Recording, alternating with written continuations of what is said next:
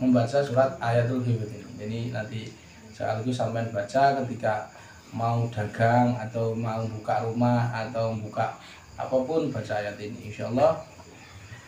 Insyaallah sebagaimana disebutkan Imam Ghazali, fatahallahu alaihi abwabul khair wa abwabur rizq, dibukakan pintu kebaikan. Dan 2019 kontrak, 2020 udah ada rumah, 2020 sudah ada rumah plus mobil, enggak kemen-kemen 2 mobil, mobilnya gak corot di total angsurannya saulan 40 juta. Nah itu Dejan mesti ngeluh nang pikir. Lah kok iso piye salah siji amalane iki ayat sapa wonge kula gak ngandalne nyambut gawe, mergone nyambut gawe sampai sore ya akeh sing gak iso tuku bane Innova ra iso. Tuku bane ra iso, sebab pengenane ganti bane piro aja? 4 juta. 4 juta. Ganti bane tok. Maksudnya pripun? Maksudnya niku nek sampean kita sedaya diimbangi antara zikirna Allah kalian usaha, insyaallah abul.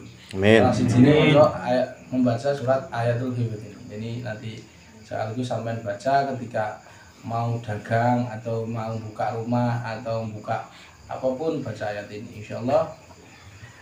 Insyaallah sebagaimana disebutkan Imam Ghazali, fatahallahu alaihi abwabul khair wa abwabur rizq, dibukakan pintu kebaikan dan pintu rezeki. Nanti kita akan baca ayatul Fatah ini untuk dibaca, dan mudah-mudahan kalau panjenengan sedaya sadayana panjenengan semua baca ini insyaallah dibukakan pintu rezeki dan kebaikan. Datang ke kita itu beli serius, bukan utang. Gitu Pak, saya Lejan yang saya lagi bisnis. Mudah-mudahan yang datang ini benar-benar dia pembeli sejati, yaitu ndak utang. Tapi nek baca ini sampean, tapi nek gak maca iki yo rono ngopi tok terus utang. Kan parah tuh. Utang lali bisa. Kan menyedihkan. Wah iki sing usaha-usaha apa jenenge pertanian, jagung, muga-muga gak ngene meneh. Gitu diwaca iki ayate. Ngelekno nggih. Nggih. Tenan murah. Baca iki nggih, Jupiternya ben ganti lek pisan. Ganti Al-Fatihah gitu. Mudah-mudahan baca ini saya ijazahkan sekaligus, nanti terus disarangi baca aurat-aurat tahlil singkat. Tidak lain tujuannya adalah biar tempat kita, majelis kita diberkahi Gusti Allah, diberkahi rezeki Allah Taala. Kalau niku sampai ini memang majelis apapun itu dilaknat kecuali majelis zikir. Lah nek jagongan-jagongan ya ono zikire sithik-sithik supaya apa? Supaya ngundang rahmate Allah Taala melalui ditungane malaikat. Perahu yang mulya, sebelumnya saya juga akan sampaikan juga adab-adab ya, adab-adab menempati rumah baru. Adab-adab menempati rumah baru kami ambilkan dari Said Amin ya, dari Muhammad Amin bin Idrus Riber, kitab Adabul kitab Al-Adab, Kitabul Adab. Jadi beliau sampaikan membangun rumah niku siji yang dianjurkan meletakkan batu pertama niku nek bangun rumah nggih. Kandang yang soleh. Ojo sampai wong gak salat nyemplungne watu. Sebab apa engko dadi seksi jelungkas kuwatir teko tsunami atau apa jenenge ternyata di pondasi digusur. Mergo apa tanahnya sengketa. Nah, misalnya jadi tiang-tiang sing soleh sing letakne batu pondasi pertama. Yang kedua, memulai penggalian itu hari Senin atau Kamis. Itu hari baik. Jika memungkinkan, lowang suli hari apa? Senin atau Kamis. Hari Kamis. Jadi pondasi.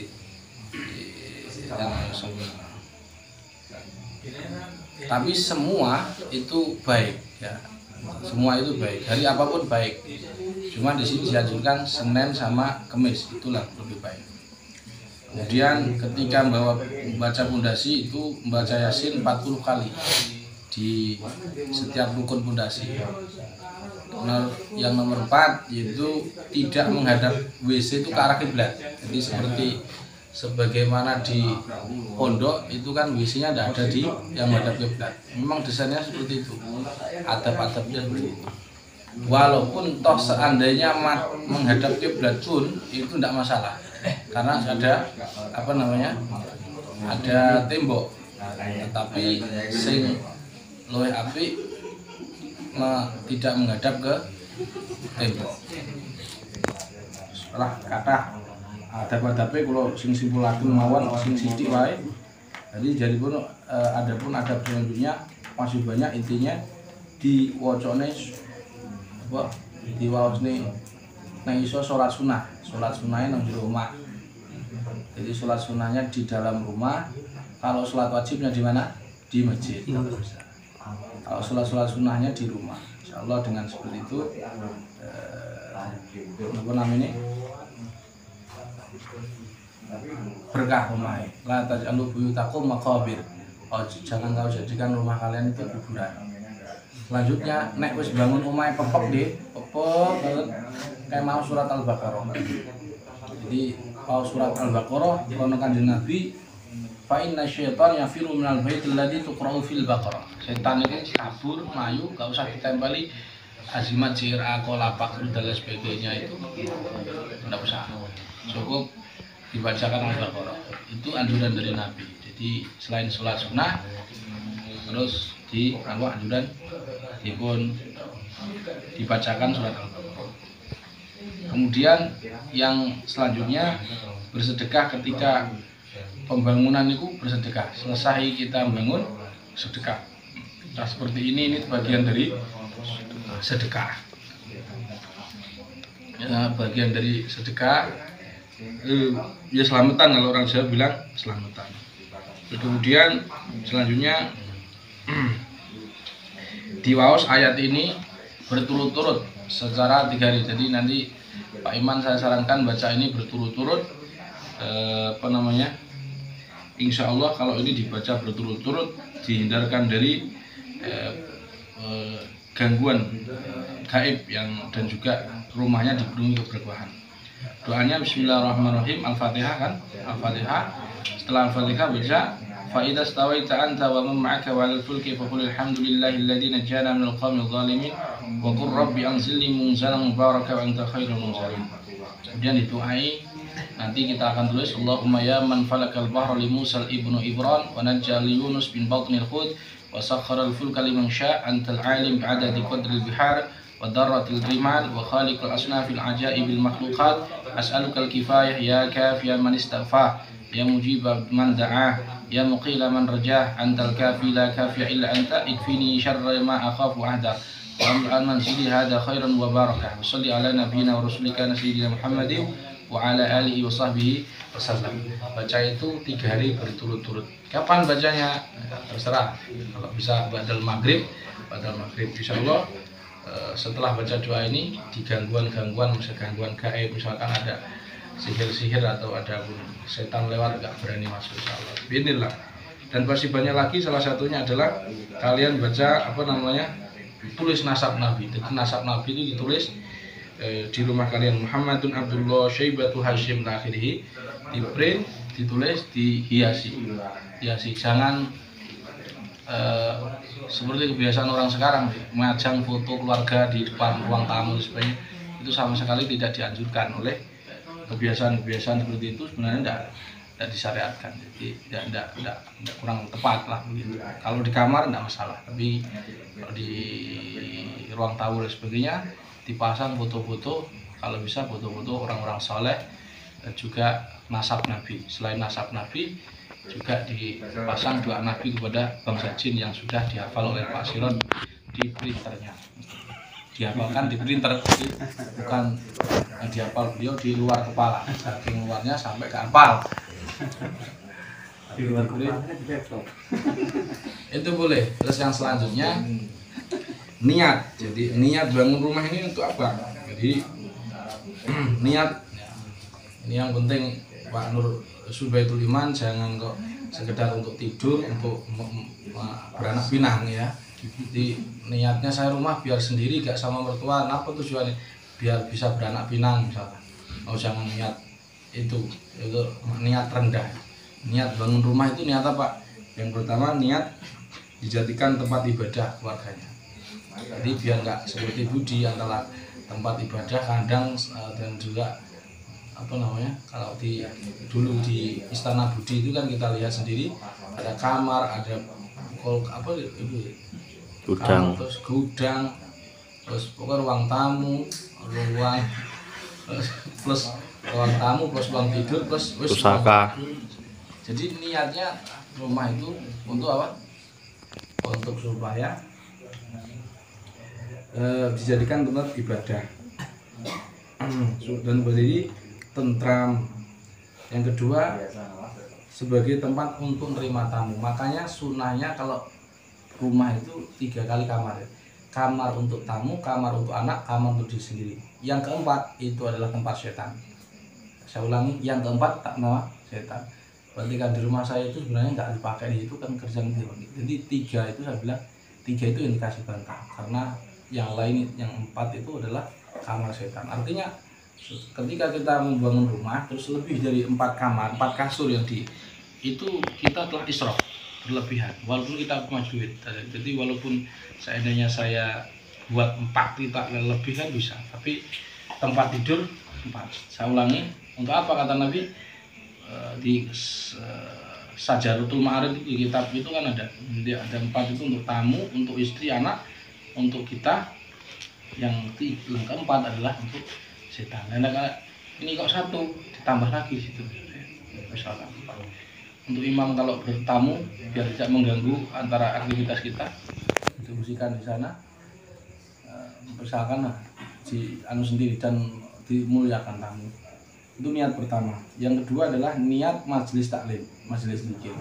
Jadi kalau sampai di sini nyebar apa begitu, kumpulan di masalah zikir, nggak masalah. Jadi niatkan untuk majelis zikir. Yang keempat, tidak mempersulit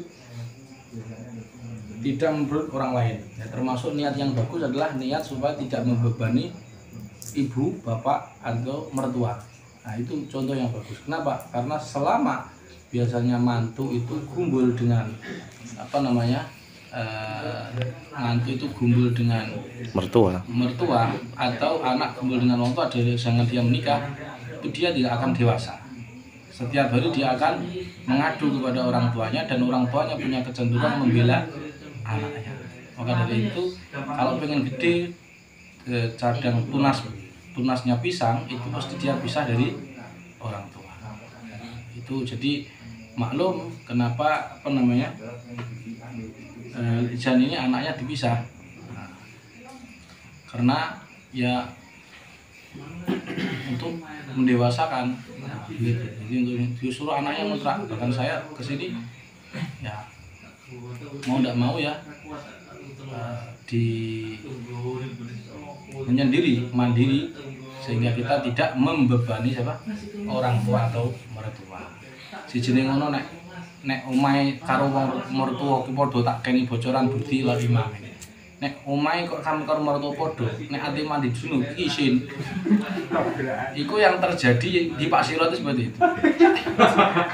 Jadi gak subuh ya kok jam 6 kok bareng wong loro, wong tuane sak mantune. Waduh junub bareng isin. Iya kan? Waduh iki wong tuaku antri. Jenenge siji antri kan malu. Artinya niat ikut sejak Rasulullah Sallallahu Alaihi Wasallam dan orang-orang sholat. Dan tentu kita nggak boleh niat melanggar apa namanya. Jangan sampai ada niat untuk tidak mengikuti Nabi. Jadi jangan seperti orang-orang sana yang niat bangun rumah sekedar apa namanya, sekedar kerjaannya biar dekat, karena dekat kerjaan. Dunia ini kata Allah SWT lebih ringan daripada lalat. Apa untuk dunia seberapa pun nggak akan efek untuk Allah, nggak ada artinya. Kecuali kalau kita niat membangun rumah supaya di situ tempat sujud semakin banyak, ada orang yang menyebut asma Allah. Ya, jadi seperti itu. Mudah-mudahan niat kita betul karena Allah Subhanahu wa Ta'ala. Alhamdulillah Allah Ta'ala, amin ya rabbal. Baik, mari kita awali dengan hamdalat, kemudian kita baca ayatul Fatah, kemudian kita baca Jadi apa namanya tahlil singkat. Mudah-mudahan Allah Subhanahu Wa Taala meridhoi majelis kita ini. Meskipun ringan, mudah-mudahan timbangan zikirnya melebihi dunia dan seisinya. Amin. Al-Fatihah. Asallahu an ya'tiya bil fathi aw amrin min indih wa indahu mafatihul ghaibi la ya'lamuha illa huwa. ربنا افتح بيننا وبين قومنا بالحق وأنت خير الفاتحين ولو أن أهل القرى آمنوا واتقوا لفتحنا عليهم بركات من السماء والأرض إن استفتحوا فقد جاءكم الفتح ولما فتحوا متاعهم وجدوا بضاعتهم ردت إليهم واستفتحوا وخاب كل جبار عنيد ولو فتحنا عليهم بابا من السماء فظلوا فيه يعرجون رب إن قومي كذبون فافتح بيني وبينهم فتحا ونجني ومن معي من المؤمنين ما يفتح الله للناس من رحمة فلا ممسك لها حتى إذا جاءوها وفتحت أبوابها إنا فتحنا لك فتحا مبينا ليغفر لك الله ما تقدم من ذنبك وما تأخر ويتم نعمته عليك ويهديك صراطا مستقيما وفتحنا أبواب السماء بماء منهمر نصر من الله وفتح قريب وبشر المؤمنين وفتحت السماء فكانت أبوابا إذا جاء نصر الله والفتح ومظالم كثيرة يأخذونها. الفاتحة.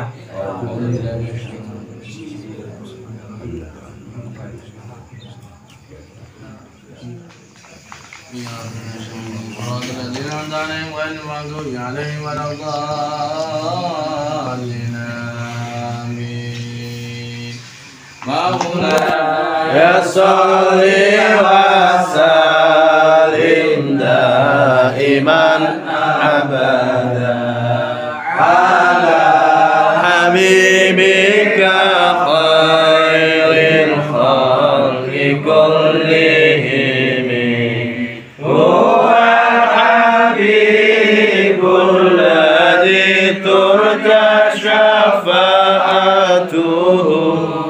لكل هول من الأحوال مقتحم يا رب بالمصطفى بلغ مقاصدنا واغفر لنا ما مضى يا واسع الكرم يا أرحم الراحمين يا أرحم الراحمين يا أرحم الراحمين فرج على المسلمين يا أرحم الراحمين يا أرحم الراحمين يا أرحم الراحمين فرج على المسلمين. Subhanakallahumma wabihamdika asyhadu an la ilaha illa anta astaghfiruka wa atubu ilaik. Kita baca surat Al-Asr 3 kali. Bismillahirrahmanirrahim. Bismillahirrahmanirrahim.